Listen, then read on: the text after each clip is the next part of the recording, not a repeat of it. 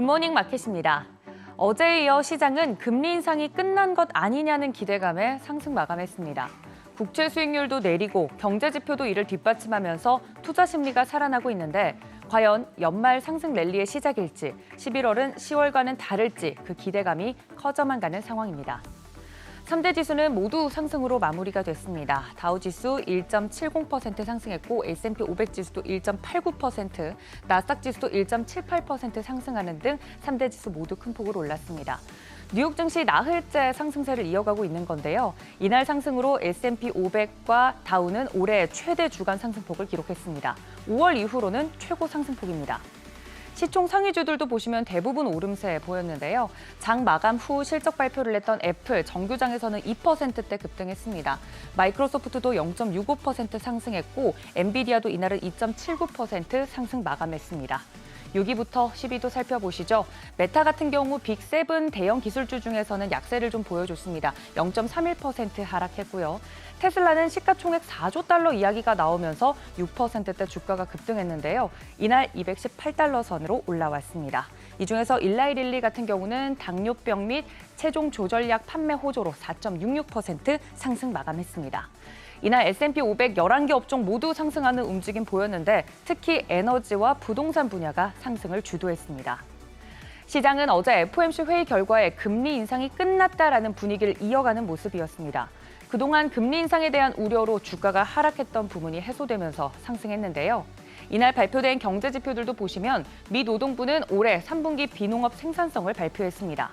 계절 조정 기준으로 전분기에 연율 4.7% 상승한 것으로 집계가 됐는데요. 2020년 3분기 이후 가장 높은 수준입니다.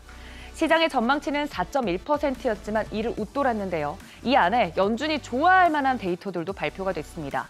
단위 노동 비용이 3분기에 0.8% 하락한 것인데 지난 분기에는 3.2%의 성장률을 보였는데 이가 하락한 모습 보였습니다. 이런 완만한 연간 상승률은 인플레이션을 연준의 목표치인 2%로 낮추기 위해 부합하는 결과입니다. 한편 신규 실업수당 청구 건수는 증가한 것으로 집계가 됐습니다. 미 노동부에 따르면 지난주 22일부터 28일간 신규 실업수당 청구 건수는 21만 7천 건으로 직전주와 비교해서 5천 건 증가했습니다. 시장의 전망치였던 21만 4천 건과는 크게 다르지 않은 결과였고요. 이번 수치는 지난 9월 둘째 주 이후 가장 높은 수준입니다. 최소 2주 이상 실업수당을 청구하는 계속 실업수당 건수는 181만 8천 건으로 3만 5천 건 증가했습니다. 계속 실업수당 건수는 6주 연속 상승세를 기록하면서 점차 구직 활동에 어려움이 발생하고 있다는 걸 시사했습니다. 이제 시장은 하루 뒤인 현지 시간으로 3일 노동부가 공개하는 10월 고용보고서를 주목하고 있는데요. 일단 이날 나온 지표들만 보면 시장과 연준이 바라는 방향대로 나와준 겁니다. 이런 시장의 우호적인 데이터들과 함께 국채 수익률도 하락세 보였는데요. 미 재무부가 장기물 국채 발행 속도 조절에 나서면서 장기물을 중심으로 국채 금리 하락했습니다. 10년물 국채 수익률은 4.6%대까지 내려왔고요. 30년물도 4.8%대에 하락 마감했습니다. 경제 지표도 국채 수익률도 시장의 우호적인 분위기가 만들어지다 보니 이날 시장은 탄력적으로 상승세를 이어갈 수 있었던 건데요. 참고로 월가의 공포지수로 불리는 빅스지수도 7% 이상 하락하면서 16선 아래로 내려갔습니다.